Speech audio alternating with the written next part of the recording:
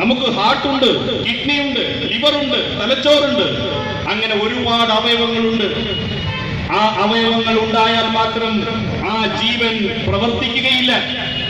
ആ ജീവനിൽ ജീവൻ നിലനിൽക്കണമെങ്കിൽ അതിൽ ബ്ലഡ് ഫ്ലോ ഉണ്ടാകണം, ചോരയൊഴുകണം, രക്തമുണ്ടാകണം. മാർക്കറ്റിൽ അത്തരം ഫ്ലോ നിയന്ത്രിക്കുന്ന ഘടകമാണ് പണം. നമ്മുടെ ശരീരത്തിലെ രക്തത്തിന്റെ 87% ഒറ്റയടിക്ക് അങ്ങ് വാർത്തു കളഞ്ഞു, ഒറ്റയടിക്ക് ഇല്ലാതാക്കി. എന്താവും ഫലം?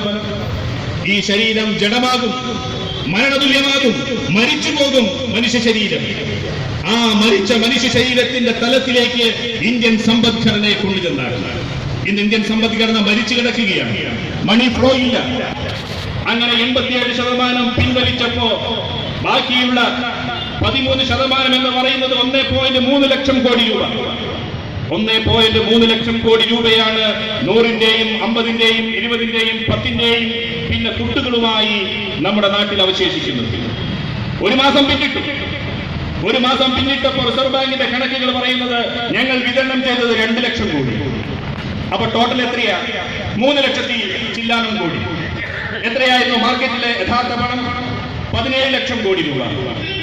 നവംബർ 8-ാം തീയതി ഇന്ത്യ രാജ്യത്ത് നിലനിന്നിരുന്ന കറൻസി 17 ലക്ഷം കോടി രൂപയാണ് എങ്കിൽ ഏകദേശം ഒരു മാസം പിന്നിട്ടപ്പോൾ ഇന്ത്യയിൽ നിലനിൽക്കുന്ന കറൻസി എന്ന് പറയുന്നത് 3-3.5 ലക്ഷം കോടി രൂപ. ഇന്ന് കണക്കുകൾ വന്നു. ഈ 10-ാം തീയതി RBI പുറത്തുവിട്ട കണക്കുകൾ പ്രകാരം 5 ലക്ഷം കോടി ഉണ്ട് എന്നാ പറയുന്നത്. എന്നാലും 5-ഉം 17-ഉം തമ്മിലുള്ള വ്യത്യാസം എത്രയാണ്? ഈ പണമാണ് എന്റെയും നിങ്ങളുടെയും സ്ഥാപനത്തിൽ കച്ചവടമായി വരുന്നത്. ആ പണമാണ് പിൻവലിക്കപ്പെട്ടത്. അപ്പോ മൊത്തം പണം പിൻവലിക്കുന്നു. അതിന് സമാനമായ രീതിയിൽ കറൻസി തിരിച്ചുവിടാൻ ഈ സർക്കാർ യാതൊരു നടപടിയും ഉണ്ടായില്ല. അതിനെതിരെയാണ് ഈ സമരം. യാതൊരു നടപടിയും ഉണ്ടായില്ല.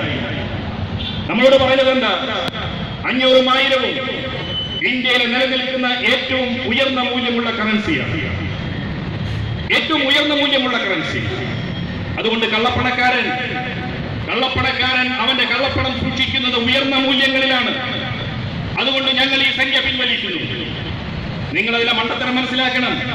ഉയർന്ന മൂല്യത്തിലാണ് കള്ളപ്പണക്കാരൻ കള്ളപ്പണം സൂക്ഷിക്കുന്നത് എന്ന് പറഞ്ഞ് തിരിച്ചുവിട്ടത് എത്രയാ? 2000. 1000-നേക്കാൾ ചെറുതാണോ 2000?